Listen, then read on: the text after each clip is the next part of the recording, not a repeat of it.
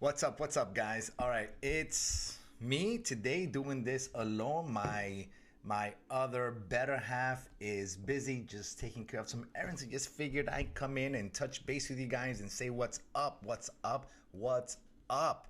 How are you guys doing today? I hope you guys are doing great. Well, it's November the 14th. And I know we haven't done a podcast or a video in a while, but we've been busy taking care of some stuff, getting a whole bunch of stuff ready. We've actually been thinking about moving out of South Florida. Yeah, we've actually been thinking about moving out of South Florida just because there's really nothing holding us back here anymore. And what's not holding us back, as you guys know, we had a business. It was called Super Kids Clubhouse. And yeah, it's not here anymore. So what's the point of actually staying? Now we can actually be anywhere in the world. We've thought about different places that we would like to move to. We would like to stay in Florida, but we might be going somewhere else. We don't know yet. These are just things we've been thinking about and going over. But the thing I want to tell you guys is that I get a lot of calls and messages and texts and from all my previous students telling me, hey, Sensei, when are you going to open up a location again? Yeah, I don't think it's going to happen. I really don't see it happening. And why not? So, as I told you guys, it's November 14th, and cases are going up incredibly across the country. You got cities shutting down. Now you have a potentially new president telling us that they're going to go ahead and they might shut us down for, I don't know, a couple of 4 to 6 weeks. And if we're forced to shut down, we still have to pay rent, right? If we get forget about the kids. If we get 2 students who out of the blue test positive, we have to shut down. And if we shut down, what do students usually start doing? They start canceling their memberships. No, if I can't go, I can't pay. All right, so if you guys can't pay, I can't pay the rent. So, and it's understandable. I mean, if you're not getting a service, why pay for it, right? I mean, schools is okay if you shut down because it's technically free. We like to think it's free. It's not free, but you guys know what I mean.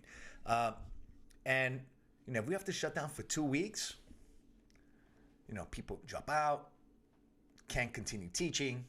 So, we just want to go on into some different ventures, this being one of them, where we can go ahead and podcast and we can go ahead and run and share some of the knowledge that we've gained throughout the last 10 years of running a super successful, not only martial arts academy, but a kids clubhouse and interacting with kids and interacting with parents and running the day-to-day operations of a business, right? But with so many shutdowns happening now, how can you even imagine staying open, right?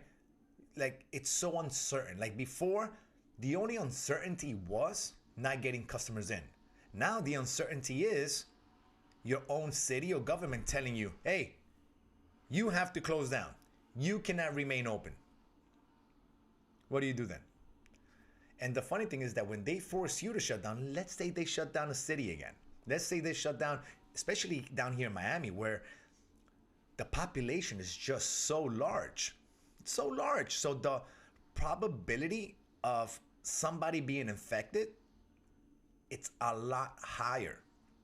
New York, Chicago, LA, California, Atlanta, big cities like this can get a lot more contamination. If you live in a small town USA, the probability of you getting less contaminated is going to be a lot greater, right? You're not going to come across it as often because you have a better chance of social distancing, right? And there's less people, so coming up around other people is not going to be, you can avoid people easier is what I'm trying to say, right? So yeah, opening up a location for us is something that, we just don't want to do it anymore.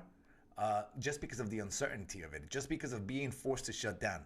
Did we like and love what we did?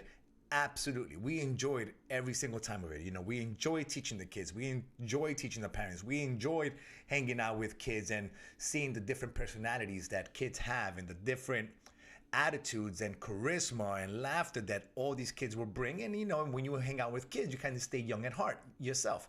So, yeah, the uncertainty is not there anymore. You know, like it's no longer up to you whether you succeed or not, especially in our type of business where it's an indoor facility.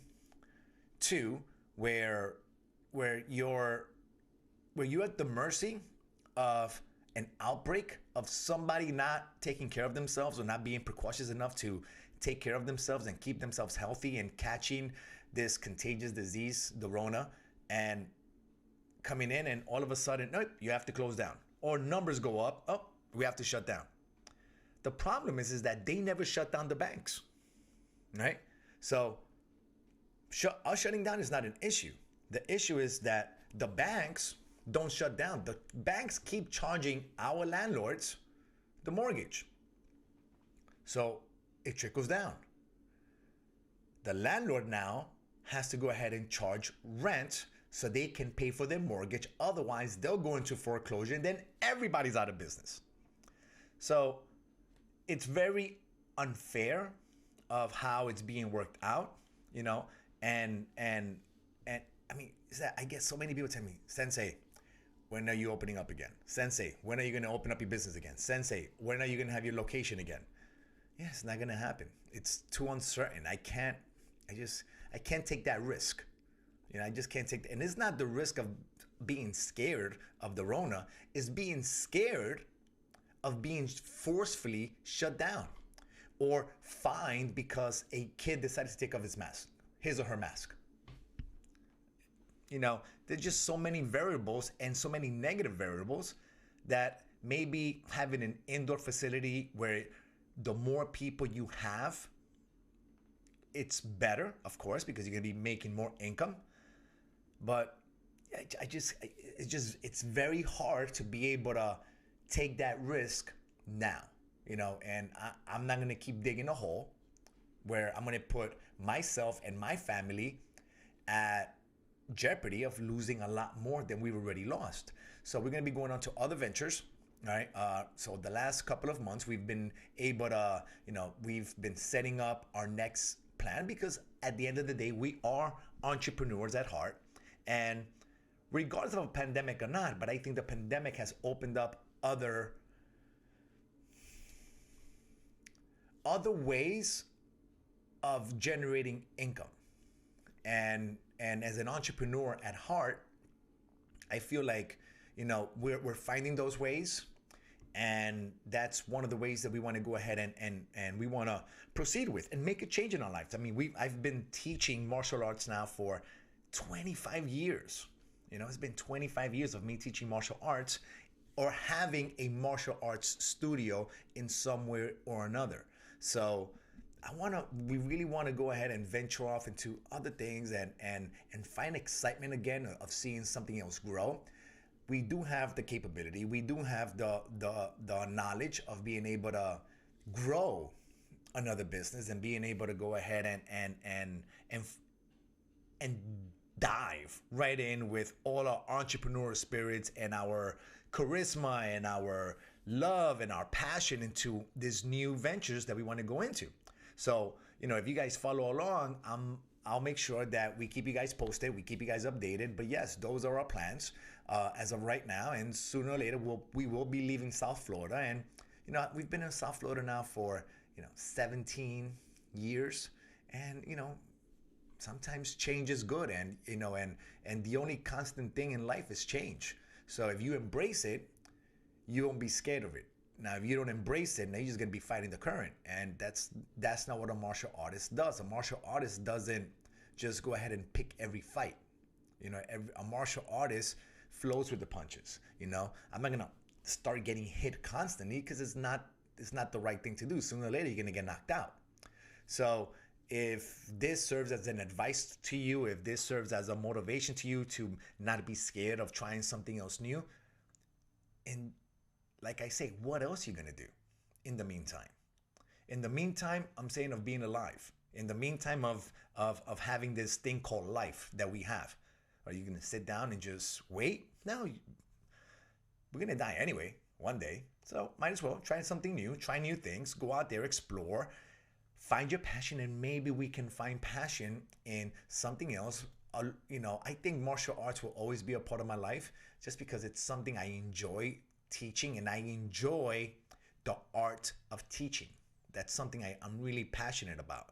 And, and maybe through this medium of social media, YouTube, podcasting, I can bring you guys some insight on what our ventures are, and our trials and tribulations, and how we conquer our fears, and how we go ahead and break some barriers and try new things. And I hope you guys are there. I hope you guys are experiencing what we experienced through this medium, and enjoy the ride, guys, because again, what else are you gonna do?